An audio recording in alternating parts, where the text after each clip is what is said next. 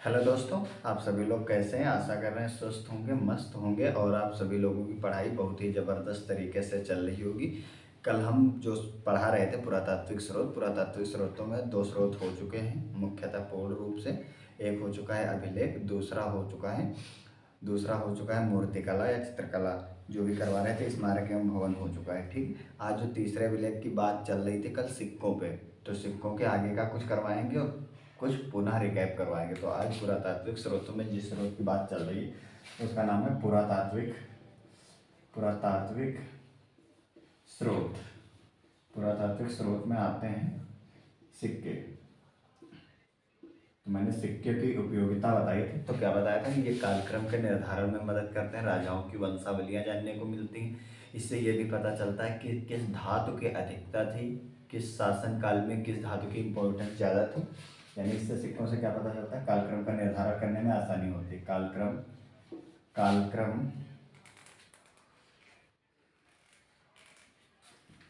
कालक्रम के निर्धारण कालक्रम के निर्धारण में आसानी, ये चीज पता चल गई। और इससे क्या पता चल जाएगा, धातु के बारे में पता चल जाएगी, यानी धातु का ज्ञान हो जाएगा। धातु का ज्ञान का मतलब ये हो गया कि जो सिक्के बनाए जाते थे वो किस धातु के होते थे। शीशा के होते थे, चांदी के होते थे, तांबा के होते थे, सोना के होते थे। तो क्या हो जाएगा, शीशा हो जाएगा, शीशा हो गया, चांदी हो गया, तांबा हो गया और क्या हो गया, सोना हो गया। यानी किस राजा के शासन काल में किस धातु की अधिकता थी, इससे ये पता चल जाएगा कि वो राज्य जो था वो स्वर्ण काल था या स्वर्णिम काल था या गरीब था। ये सारी चीज़ें पता चल सकती है, धातु का ज्ञान हो सकता है। और क्या पता चल सकता है, राजाओं के वंशावलियों के बारे में पता चल सकता है, राजाओं के कालक्रम के बारे में, यानी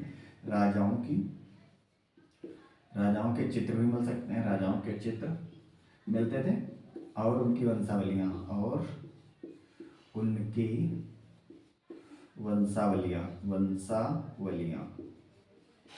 इस चीज़ के निर्धारण में मदद मिल जाती है। चौथा क्या हो जाता है, अगर सिक्के हैं तो सिक्कों से क्या पता चल जाता है, सिक्कों से सिक्कों का आकार पता चलता है। यानी किस काल में सिक्कों का आकार किस टाइप से बनाए जाते थे। यानी सबसे पहले जो सिक्कों की प्राचीनता मिलती है वो 8वीं सदी ईसा पूर्व के मिलती है। 8वीं सदी ईसा पूर्व में सिक्कों की जो प्राचीनता मिलती है। और नियमित रूप से सिक्कों की शुरुआत कब से होती है, 5वीं सदी ईसा पूर्व से, यानी महाजनपद काल जब चल रहा था 6ठी शताब्दी ईसा पूर्व में, यानी महात्मा बुद्ध, महावीर स्वामी, मक्खलीपुत्र घोषाल, इन लोगों के टाइम पीरियड में, कन्फ्यूशियस थे, लाओत्से थे, उस टाइम पीरियड की बात हो रही। तो सिक्कों से क्या पता चल गया, तो उस समय की जो रेगुलर प्राचीनता थी, तो उस समय जो सिक्के होते थे कैसे होते थे, उन पे कोई भी लेख अंकित नहीं होता था। आहत सिक्के होते थे जो ठप्पा मार के बनाए गए थे, जो 5वीं सदी के मिलते हैं। ठीक है, तो कैसे सिक्के मिले हैं, तो सिक्कों में क्या मिला है, सिक्कों में मिले हैं आहत सिक्के। क्या मिले हैं, आहत सिक्के। आहत सिक्के का मतलब होता है यानी ठप्पा मारकर बनाए गए। क्या, ठप्पा ठप्पा मारकर बनाए गए। तो ठप्पा मारकर बनाए गए का मतलब हो गया कि कोई एक सिक्का है, उस समय साइड डिपेंड नहीं करता था, 4 कोने के भी हो सकते थे, 4 कोने में एक कोना कटा भी हो सकता था, इस टाइप के भी सिक्के मिले। ठीक है, तो ठप्पा मारना मतलब इस टाइप से चोट मार दी गई, ऐसे भी डिजाइन में मिलते थे, किसी भी टाइप के मिल जाते थे। ऐसे हो गया, कहीं से जैसे हैं, कटे हैं, पिटे हैं, इस तरह के जो आहत सिक्के होते थे। ठीक है, तो आहत सिक्कों को जो सबसे पहले जो नाम दिया गया था वो किसके द्वारा दिया गया था, आहत सिक्के जो नाम दिया गया था ये डॉक्टर वासुदेव शरण अग्रवाल के द्वारा दिया गया था। जो आहत सिक्का जो नाम दिया गया, इसका नामकरण जो करा गया है, नामकरण, ये लिखा है नामकरण किसने करा, वासुदेव शरण अग्रवाल ने करा था। ठीक है, अब ये जो आहत सिक्के हैं इन्हें पंचमार्कड सिक्के भी कहा गया, पंचमार्कड सिक्के। पंचमार्कड का मतलब है कम से कम 5 मार्क बनाए गए, मार्क का मतलब सिंबल या साइन बनाए गए। तो पंचमार्कड सिक्के का जो नामकरण करा है वो जेम्स प्रिंसेप ने करा था।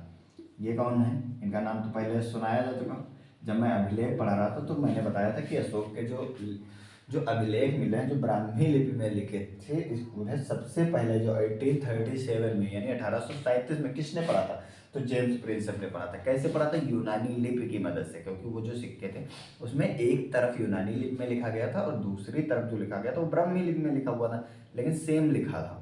इस वजह से उन्हें यूनानी लिपि का ज्ञान था, इसकी बदौलत वो ब्राह्मी लिपि को पढ़ सके। तो ये चीज़ समझ में आ गई होगी। पंचमार्ग सिक्के, जो सिक्कों की प्राचीनता मिलती मैंने बता दिया 8वीं सदी ईसा पूर्व से मिलती। नियमित सिक्कों की शुरुआत जो होती है वो 5वीं सदी से होती है। ठीक, ये चीज़ समझ में आ गई होगी। अब बात आती है कि ये सिक्के होते कैसे थे। तो मैंने बताया था कि ये जो सिक्के होते हैं इनका कोई लेख नहीं इंकित होता था, यानी सिक्कों पर लेख नहीं होते थे। सिक्कों पर लेख बिल्कुल भी नहीं होते थे। क्या होते थे? साइन होते थे। क्या होते थे? चिन्ह होते थे। चिन्ह, चिन्ह को इंग्लिश में क्या बोलेंगे? सिंबल। सिंबल बोल सकते हैं या साइन बोल सकते हैं, साइज दी है। साइन होते थे। और साइन भी मिले हैं वो किसके मिले हैं? यानी पेड़ के मिले। पेड़ हो गया, मछली हो गया, हाथी की आकृति मिलती है। पेड़ हो गया, मछली, हाथी हो गया, सांड हो गया। ये क्वेश्चन पूछा जा चुका है कि किन पशुओं की आकृति मिलती है सिक्कों पे, जो पंचमार्ग रहे या जो आहत सिक्के हैं। और अर्धचंद्र की, अर्धचंद्र ये मिलते हैं, यानी ये सिंबल्स देखने को मिले। ठीक है, कोई लेख नहीं होता था। लेकिन जो सबसे पहले, क्योंकि सिक्कों पर लेख आज तो मिलता है, तो जो सिक्कों पर लेख लिखने की जो शुरुआत हुई है वो कुषाण काल से हुई। सबसे पहले हिंद एवं शासकों ने शुरुआत करा। तो जो सिक्कों पर लेख लिखने की जो शुरुआत होती है, सिक्कों पर लेख लिखने की शुरुआत, लेख लिखने की शुरुआत जो होती है, लेख लिखने की जो शुरुआत होती है वो होती है हिंद एवं शासकों ने करा था। हिंद यवन शासकों ने करा था। हिंद एवं शासकों ने। ये चीज़ समझ में आ गई कि सिक्कों पर जो लेख लिखने की शुरुआत होती है वो हिंद एवं शासकों से होती है। अब बात आती है कि सर्वाधिक सिक्के किसके काल में बने, क्योंकि इससे पहले सातवाहन काल हुआ, मौर्य काल हुए, गुप्त काल हुआ है, गुप्तोत्तर काल हुआ है, मध्य काल हुआ है। तो अब ध्यान से देखते हैं कि जो सोने के जो सिक्के जो थे सर्वाधिक मात्रा में जो आए, सर्वाधिक मात्रा में जो सिक्के बनाए गए वो मौर्योत्तर काल में बने। यानी मौर्योत्तर काल में सर्वाधिक सिक्के बने। क्या बने? सर्वाधिक सिक्के। मौर्योत्तर काल में सर्वाधिक सिक्के बने। किन किन धातुओं के बने? तो धातुएं तो 4 ही थी, सीसा, चांदी, तांबा और सोना। तो सीसा बना, सीसा से भी बनाए गए। चांदी के भी बने सिक्के, तांबा के बने, और किसके बने? सोना के बनाए गए। ये चीज़ समझ में आ गई मौर्योत्तर काल में। अब बात आती है कि जो शीशे के सिक्के थे उनकी शुरुआत किसने करी। तो ध्यान से देख लेते हैं। जो शीशे के सिक्के थे ये सातवाहन वंश के शासकों द्वारा, शीशे के सिक्के जो थे ये सातवाहन, ये याद रखना है, सातवाहन वंश के द्वारा, सातवाहन काल के राजाओं द्वारा, सातवाहन काल में शीशे के सिक्के बनाए गए। तो जो कुषाण काल आया उसमें क्या करेंगे? जो गुप्त शासक थे उन्होंने सोने के सिक्के चालू करवाए। सोने के सिक्के जो थे, क्योंकि गुप्त काल को स्वर्ण काल कहा जाता है। हालांकि सोने की बात के कारण नहीं कहा जाता, क्योंकि उसमें वैज्ञानिक विकास भी हुआ, साहित्यिक विकास भी हुआ है, धार्मिक विकास भी हुआ है, और ज्यामितिक विकास भी हुआ है, वैज्ञानिक। तो इस तरह से सोने के सिक्के जो थे ये गुप्त शासकों के द्वारा, गुप्त काल में सोने के सिक्के जो थे गुप्त काल में आए, गुप्त काल में। ठीक है, ये चीज समझ में आई। सर्वाधिक शुद्ध सोने के सिक्के जो है, अब ये सोने के सिक्के हैं सर्वाधिक मात्रा में, लेकिन सर्वाधिक शुद्ध सोने के सिक्के सर्वाधिक सोने के सिक्के और सर्वाधिक शुद्ध सोने के सिक्के, सर्वाधिक शुद्ध सोने के सिक्के, सर्वाधिक शुद्ध सोने के सिक्के जो चलाए गए वो कुषाण शासकों द्वारा चलाए गए। किसके? कुषाण शासकों द्वारा चलाए गए। किसके द्वारा चलाए गए? कुषाण शासकों द्वारा चलाए गए। सर्वाधिक जो शुद्ध सोने के सिक्के चलाए गए वो कुषाण शासकों के द्वारा चलाए गए। ये चीज़ समझ में आ गई होगी। इसके अलावा कुछ ऐतिहासिक राजा जो ऐसे हुए तो सिक्कों से क्या पता चलता, जैसे समुद्रगुप्त था। समुद्रगुप्त को सिक्कों पर क्या दिखाया गया? वीणा प्रेमी, यानी संगीत प्रेमी। किसको? समुद्रगुप्त को क्या बताया गया? संगीत प्रेमी। कैसे पता चला? सिक्कों पर उसे वीणा बजाते हुए दिखाया गया है। तो इस चीज से पता चलता है कि समुद्रगुप्त जो था संगीत प्रेमी था। ये चीज समझ में आ गई, उसे वीणा बजाते हुए उसका चित्र मिलता है। और किसी काल में सिक्कों की अधिकता ये दिखाती है कि वो काल जो था वो व्यापार वाणिज्य से कितना उन्नत था, और किसी काल में सिक्कों की बिल्कुल न्यूनता ये दिखाती है कि उस काल में जो था वो व्यापार वाणिज्य का पतन हो रहा था। ठीक है, तो सिक्कों की अधिकता यानी जिसके पास पैसा बहुत होगा, मान लो सिक्कों, ठीक है, सिक्कों की अधिकता और सिक्कों की न्यूनता, सिक्कों की न्यूनता, तो जो सिक्कों की न्यूनता दिखाती है व्यापार वाणिज्य के पतन को दिखाती है। क्या दिखाती है? व्यापार वाणिज्य के पतन को दिखाती है। और ये क्या दिखाता है? व्यापार वाणिज्य को उन्नत अवस्था में दिखाता है, उन्नत अवस्था में, उन्नत अवस्था में, उन्नत अवस्था में। ठीक है, क्या? व्यापार वाणिज्य यानी सिक्कों की अधिकता। अब ये चीज समझ में आ गई होगी। तो जो सिक्कों का अध्ययन होता है उसे किस नाम से जाना जाता है?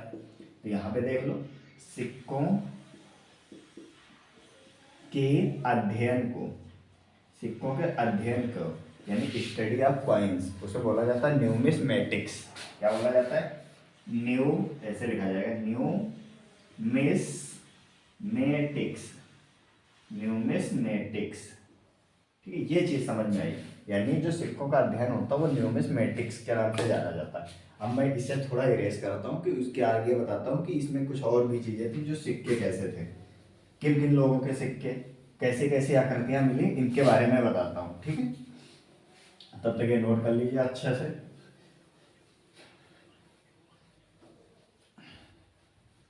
ठीक है, तो इतना करने के बाद ये चीज मैं बता रहा हूँ अभी जस्ट कि क्या होता है। सिक्कों की उपयोगिता पता चल गई, सिक्कों का भारतीय इतिहास में क्या योगदान है ये भी पता चलेगा, और पूरा ही रेट कर देते हैं।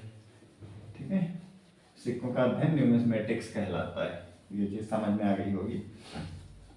अब कुछ सिक्कों पे जो चित्र अंकित मिलते हैं उनके बारे में बताते हैं। ठीक है, तो जो सबसे पहले जो हनुमान जी का अंकन मिलता है, क्या मिलता है? हनुमान जी का चित्र मिलता है। किसका? हनुमान, हनुमान का चित्र जो मिलता है, हनुमान के चित्र अंकित मुद्रा जो होती है, अंकित, क्या हो गया भाई? अंकित मुद्रा, घी नहीं रह गई, डालना पड़ेगा। हनुमान जी का जो अंकन की जो मुद्रा है,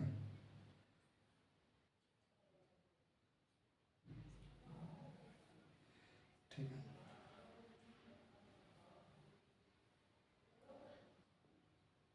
हनुमान जी के जो अंकन वाली मुद्रा है, तो हनुमान जी के बारे में क्या बताया जाता है? हनुमान जी के बारे में बताया जाता है कि इनके लक्षण ही ऐसे थे।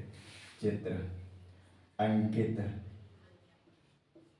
मुद्रा यानी चंदेल नरेश सुलक्षण वर्मा। क्या? चंदेल नरेश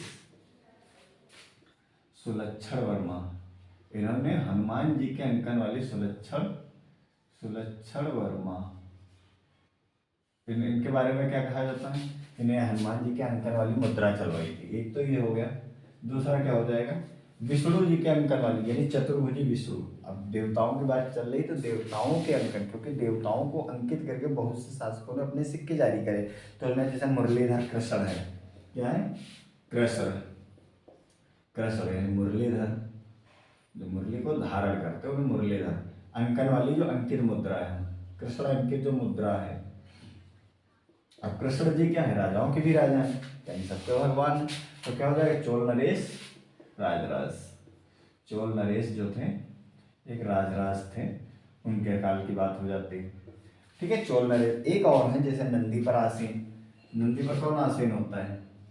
नंदी पर आसीन शिव और पार्वती, नंदी पर आसीन शिव और पार्वती। नंदी पर आसीन है शिव और पार्वती, तो क्या बहुत खुश हैं, बहुत हर्षित हो रहे हैं कि अंकन वाली मुद्रा जो हो जाएगी वो हर्ष के समय में होगी, हर्षवर्धन के काल की बात हो रही है। ठीक है, एक चीज और आई, फिर लक्ष्मी के अंकन वाली हो गई। अब लक्ष्मी जी हैं, लक्ष्मी के अंकन वाली मुद्रा, क्या? लक्ष्मी के अंकन वाली मुद्रा। अब लक्ष्मी जी हैं, तो लक्ष्मी जी के बारे में क्या हो सकता है? तो लक्ष्मी जी ने क्या करा? स्कंदगुप्त, स्कंदगुप्त लक्ष्मी के समय में जो आया वो स्कंदगुप्त आया।